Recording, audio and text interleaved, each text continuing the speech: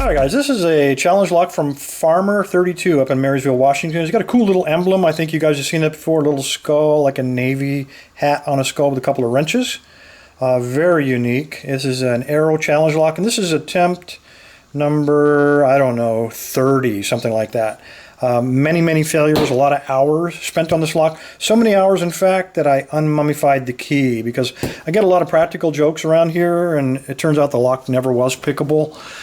In many cases, this one, I wanted to make sure before I put too many more hours in it. It does have a key that I unwrapped, and I knew right away the key probably worked before I even stuck it in the lock. It does. It works beautifully. So the only thing preventing me from picking this lock, well, there we go, is my own incompetence. It's a little bit sticky, but it does. The key does work. There's no reason I should not be able to pick it. I don't know why I can't. I get a lot of false sets. This lock talks a lot, gives you a lot of signals. I've got a feeling that there's just some alien technology up inside of there.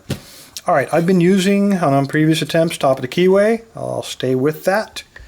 And it's a pretty wide open keyway. No excuse not to be able to get in there with something a little bigger. So I'll put a deforest inside of there. It feels like 6 pins. I've counted them many times. Let's try it. Oh, man. This lock is, embrace the suck, is accurate. All right, light tension. Bind to binder. Pin 4.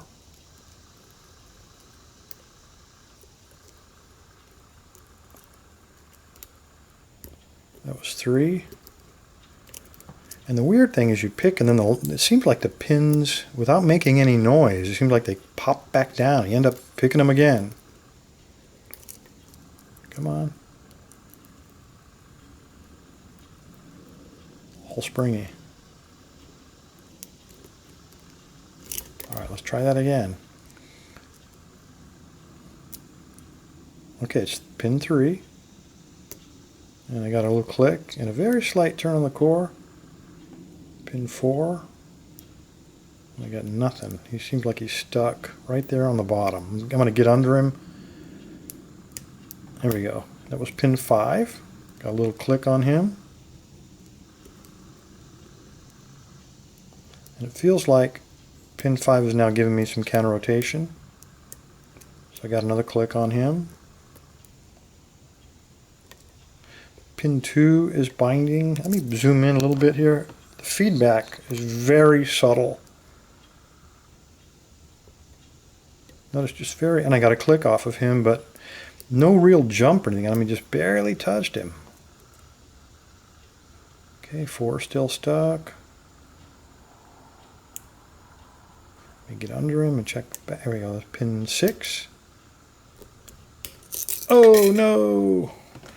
That's what happens with very light tension. I don't think I lost anything because I twisted the pick. I hope.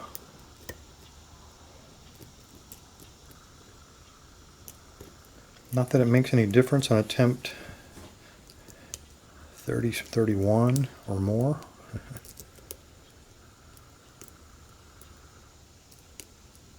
Okay, there's a little bit of counter rotation on 3. And I've lost the false set now.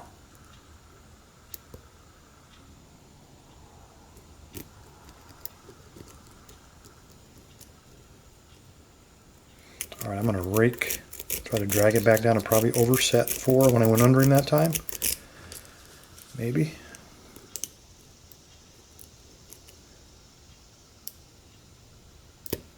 Okay, I got to click on 3 again.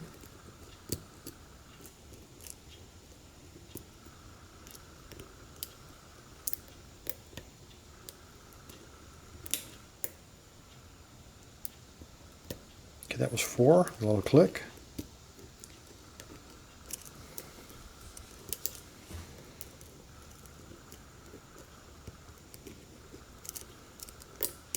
Okay, that was pin 1. And I mean, I just barely touched him. 3 again, and I don't know what to tell you, a different kind of feel on that one. Looks like it was a sharp pin. Maybe these are filed to a very fine point.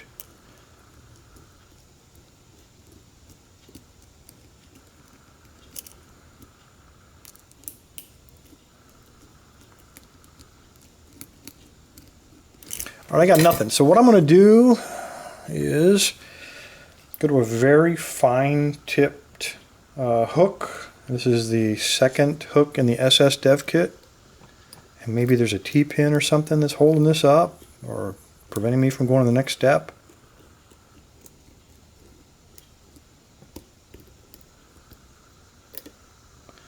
I just touched pin 2 there, and I don't know if you saw a little bit of a fault set now. I'm going to stay with this hook. Should have gone to him earlier, like 29 attempts ago.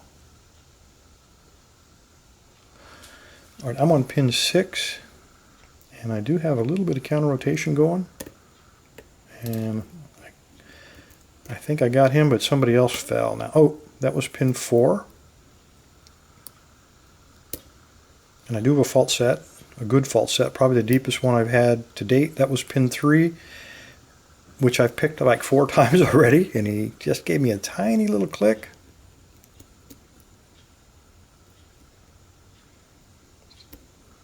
Okay, counter rotation on 3 again.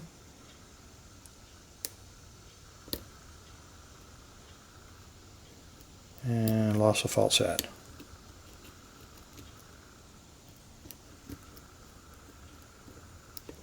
And there we go, we got it back. That was pin 2.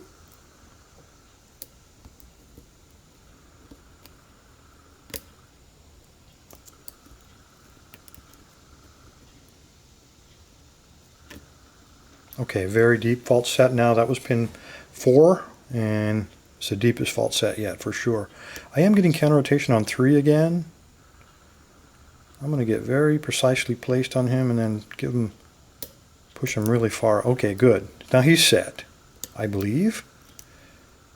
So that's about 5 times I had to set that guy. And there we go. Oh my God, we got it open. All right. It is open. Attempt number 31 was a magic number. I don't know if it was 31, but it was an awful lot. I can't tell you how many hours I had on this guy. Well, we know the key works. Let's lock him back up and pull him apart. Let's go ahead and get the tray in here. Pull this stuff out of the way. Get the key up here so we can play with him in a minute. All right. All right, Farmer 13. I don't know what you got in here, but this was probably one of the most difficult locks I've faced in a long, long time. I shouldn't be so stubborn about picking these things. I need to learn to give up because this is incredibly frustrating. All right, we do have a standard tailpiece, it looks like. That ought to work. All right, that was easy enough. What do we got? Nothing too spectacular. Oh, wait a minute, we got a T-pin. These are very... On first glance, I had trouble seeing that gap. So we have one there, and it looks like we have one there as well. And then that guy, let me unzoom so the... Oops, other way, Bill, other way. I don't know what that's all about. It's hollowed out on the top of here, a little crater on the top of him. Let's go ahead and pull these pins out.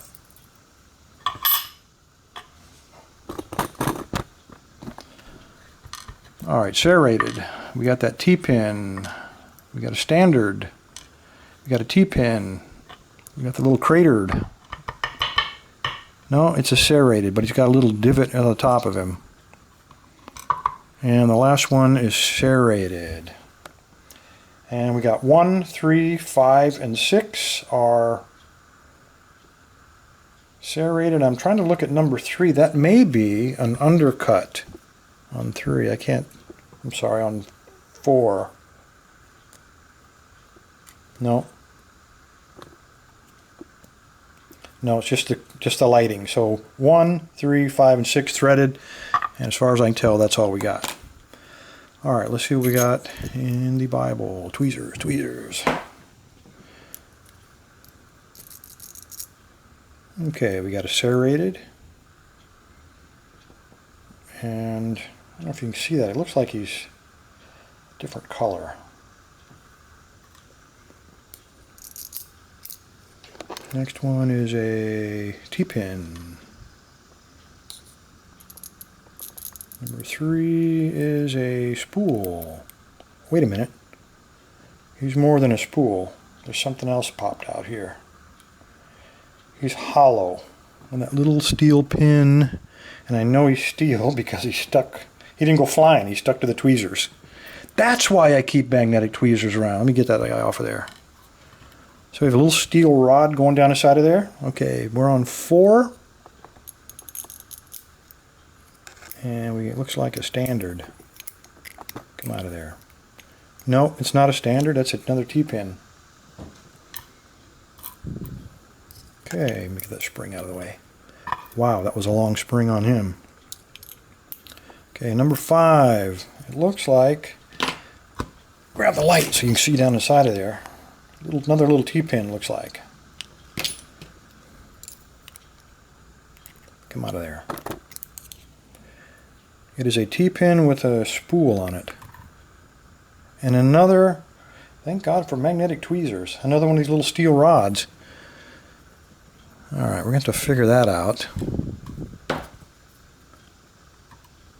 Yeah, he's hollow. So that's why it felt like some of the pins were sharp when I would pick what I thought was the main pin, and then something else would fall down. And looks like we got another one back there. Another little T-pin guy, and I don't know if that, yep, that is the steel rod, guys. Come off of there. How interesting is that? And this one was all serrated. So let's look at the Bible real quick before we take a really close look at these pins. Let me pull these guys out. Looks like we had some wafers in there too. So these wafers were probably on 1 or 2 of those T-pins to keep them from going down the side of the springs. Let me grab that. So let's just put them here, and he must have been like that, and here. And then the springs, let's just put them right there. Alright, what do we got? Number 1 is threaded.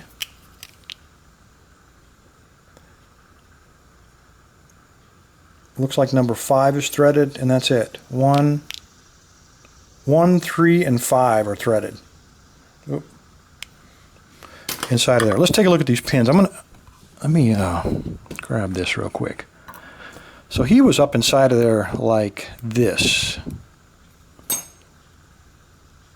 So he free flowed. So he would, even though you picked that outer serrated pin, and that little steel pin would then probably fall down and block the shear line. And that would have been true, looks like, on 3 of these guys. Let's look at, yeah, him. So he had a steel pin. Let's see if he had one that didn't fall out. No, he doesn't have one. So he's just a standard like a drunken spool. Same with this guy. So we have 3 steel pins, 2 drunken spools, and this one, now that I look closely at it, come on baby, focus. There's another one of these steel inserts inside. What precision work is this? Anyway, Farmer 13, I can't believe the intricacy of this lock and how many hours. I'm so happy to get it done and get it checked off. I haven't had a video in several days, and this is why. Here's a close look up at those pins. I don't want to forget to do that. Awesome, awesome work. Farmer 13, you've reached the limits of my skill. When you come up with the next lock, I don't know if you're going to call it Embrace the Suck. I've done my share of embracing the suck that you issued out. Thanks a lot. Appreciate it. Everybody else, stay safe, stay legal.